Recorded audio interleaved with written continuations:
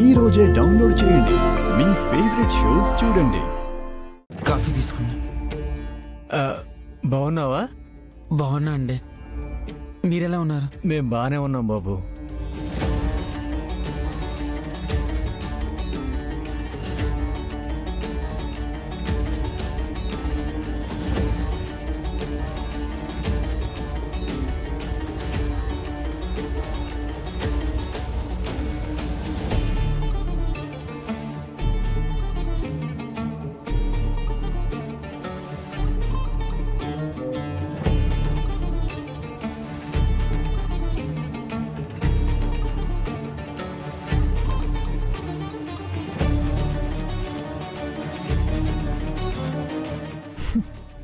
బావా, బాలే తప్పించుకున్నావు కదా.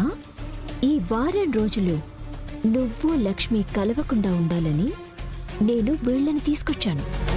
తర్వాత మనం ఎలాగో యుఎస్ వెళ్ళిపోతాం. ఇంకా లక్ష్మి పీడ విరగడైపోతుంది. ఇంకా నువ్వు ఎప్పటికీ నాకే సొంతం బావా.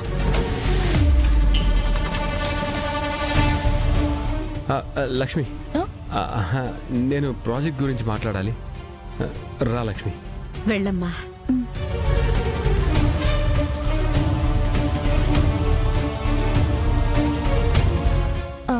ఏంటి విహారీ గారు, ఇప్పుడు ప్రాజెక్ట్ గురించి మాట్లాడాలని పైకి తీసుకొచ్చారు? ఎందుకంటే కింద సహస్రం మీ అమ్మ నాన్నగారిని తీసుకొచ్చింది.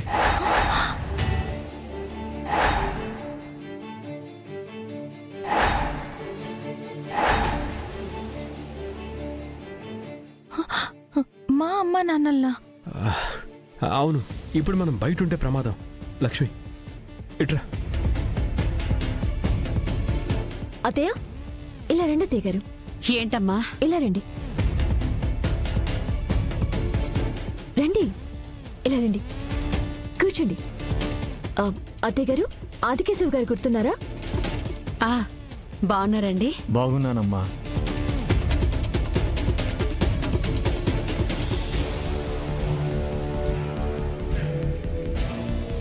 విహారీ గారు, అమ్మా నాన్నల్ని సహస్రమ్మ ఇంటికి తీసుకురావడం ఏంటి? ఎందుకు ఇక్కడికి తీసుకొచ్చింది?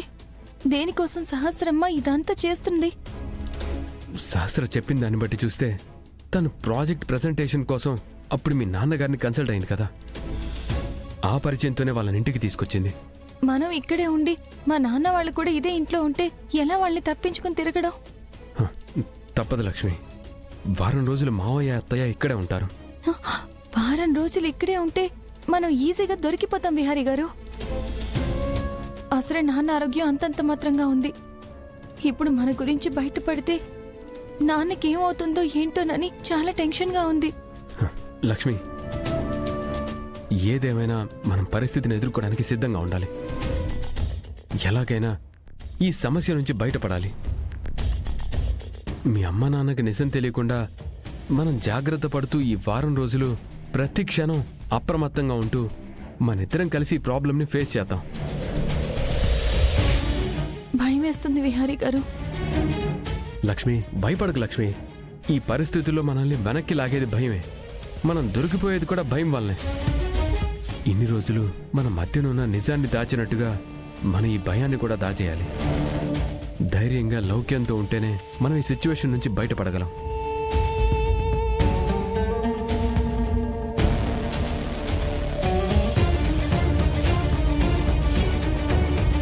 ఇదేంటి, లక్ష్మి వాళ్ళ అమ్మ నాన్న వచ్చారు? వసుదమ్మా, బాగున్నారా? బాగున్నాను ఆదికేశవ్ గారు.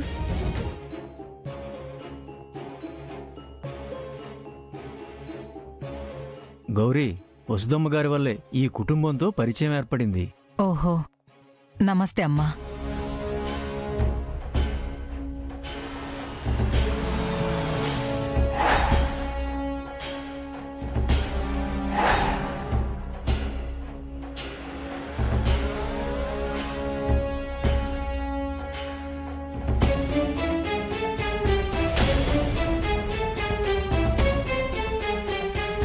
ఎవరు వీళ్ళని ఇంట్లోకి రానిచ్చింది?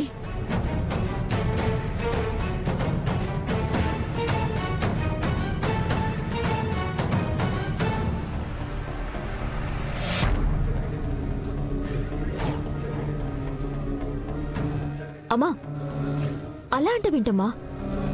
పీటల మీద నీ పెళ్లి ఆపేసిన వీళ్ళని ఎవరి ఇంట్లోకి తీసుకొచ్చి పెట్టింది? అక్క, ఇంటికొచ్చిన వాళ్ళ ముందు అలా మాట్లాడొద్దు.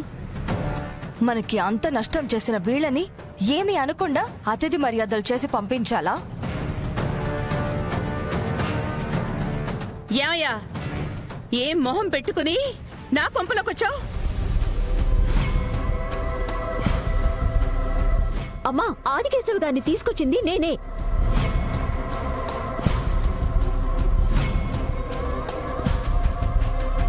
నీ పెళ్ళాపి నీ దుఃఖానికి కారణమైన వాళ్ళని నువ్వెలా వెంట పెట్టుకొచ్చావే?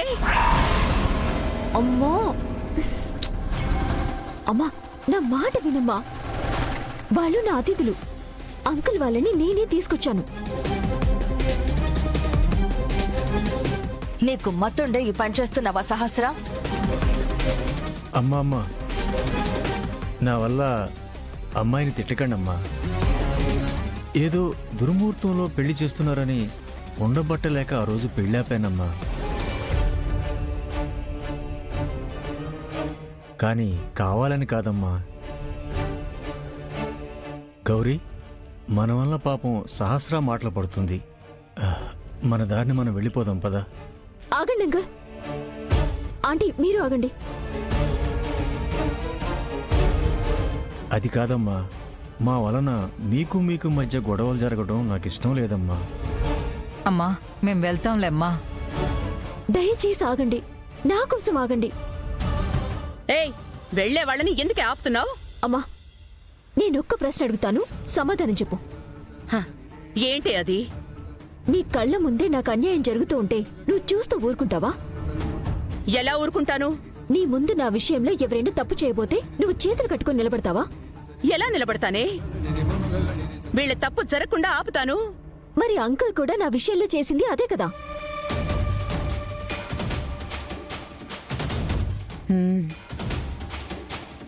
ఆయన నన్ను తన కూతురుగా భావించి ఒక దుర్ముహూర్తంలో నాకు పెళ్లి చేస్తే తప్పు జరగబోతుంటే నాకెందుకులే అని నిలబడి అందరిలా చూస్తూ ఉండిపోలేదమ్మా.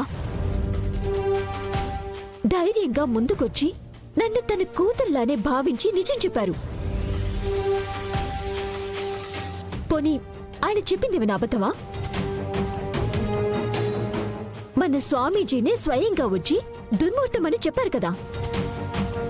అంటే ఆయన చేసింది తప్పు కాదని కదా అర్థమమ్మా.